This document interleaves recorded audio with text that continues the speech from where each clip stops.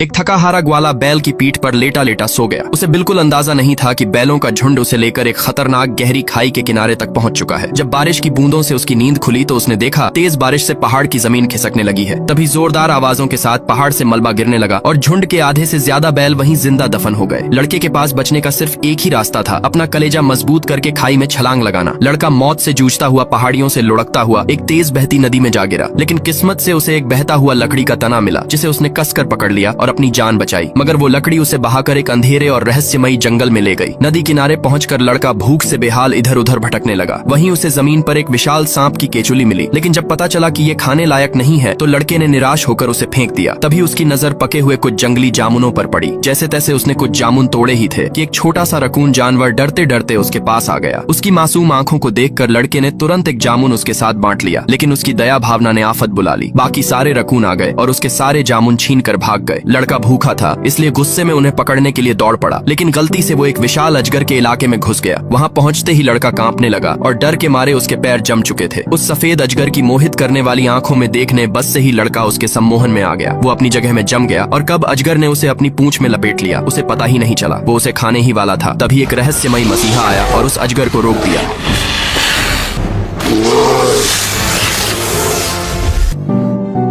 जब लड़के की आंख खुली तब उसे पता चला कि उसे बचाने वाला कोई और नहीं बल्कि एक बड़ा सा भालू था। वो भालू लड़के को खींचकर अपनी गुफा के बाहर ले गया और कहा, मैंने तुम्हें इसलिए बचाया है ताकि तुम अपनी इंसानी अक्ल से शहद चुराने में मेरी मदद कर सको। भालू की ये मांग सुनकर लड़का डर गया और कहा, मुझे मधुमक्खियां काटेंगी। पर भालू ने तुरंत नाटक करना शुरू कर दिया। भालू को गिड़गिड़ाता देखकर लड़के को दया आ गई। उसने भालू का एहसान चुकाने के लिए मदद करने का फैसला कर लिया। जल्द ही लड़के ने एक लंबी बेल काट कर उसे पहाड़ी के ऊपरी पेड़ से बांधा और अपने पीछे एक लकड़ी बांध ली और पहाड़ से नीचे आने लगा। इंसानी लड़के की चालाकी को देखकर जंगल के छोटे छोटे जानवर भी वहाँ इकट्ठा होने लगे। फिर लड़के ने मधुमक्खियों के छत्ते पर लकड़ी मारना शुरू कर दिया, लेकिन छत्ता बहुत मजबूत था और तभी मधुमक्खियों ने लड़के पर हमला कर दिया, जिससे लकड़ी हाथ से नीचे गिर गई। ये देखकर भालू ने थोड़ी हमदर्दी जरूर दिखाई, लेकिन लड़का हार मानने वालों में से नहीं था। उसने अपने पैरों से लात मारकर किसी भी तरह छत्ता गिराने की कोशिश की और आखिरकार एक जोरदार हमले से छत्ता टूट गया और सीधे एक छोटे जंगली सुअर के सिर पर जा गिरा। तभी भालू खुशी से उछल पड़ा और तुरंत शहद के मजे लेने लगा। फिर लड़का जैसे तैसे नीचे आया, मगर उसका शरीर मधुमक्खियों के डंक से पूरा सूज चुका था। इस आदमी ने अपना हाथ जैसे ही कार के दरवाजे पर रखा, तभी देखते ही देखते उसका पूरा हाथ जल गया। जब उसने घबराकर बाहर देखा तो दहशत में आ गया। 8000 डिग्री का सूरज आसमान को चीरकर सीधे धरती पर आ पहुंचा था, जिससे कुछ ही पलों में समंदर का पानी उबलने लगा और पानी में रहने वाले सारे जीव जंतु तुरंत मर गए। डर के मारे आदमी ने जल्दी से कार की खिड़कियां बंद कर लीं, लेकिन कोई फायदा नहीं था। सूरज की रोशनी फैलती गई और एक बड़े पुल तक पहुंच गई, जिससे पुल की रेलिंग चमकने लगी और चिटकने की आवाजें आने लगी। ये सब देखकर आदमी समझ गया यहाँ खतरा है, तो उसने गाड़ी भगाने की कोशिश की, लेकिन टायर तुरंत पिघल गए। तभी इतनी ज्यादा गर्मी हो गई कि पुल पर दरारें पड़ गई